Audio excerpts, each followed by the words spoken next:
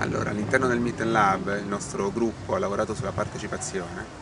Siamo arrivati a due conclusioni, declinate secondo varie caratteristiche.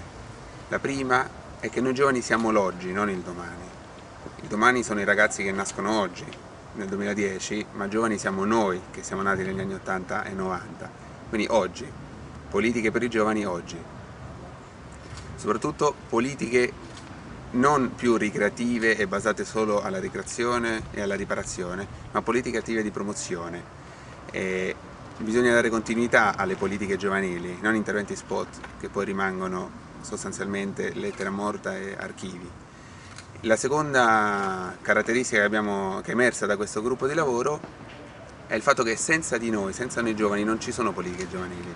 Bisogna coinvolgerci, bisogna sentirci, bisogna soprattutto vincolare tutta la realizzazione di iniziative alla presenza effettiva dei giovani e dare continuità ed effetto a queste politiche giovanili in tutte le regioni d'Italia, per garantire soprattutto l'unità in tutto il Paese.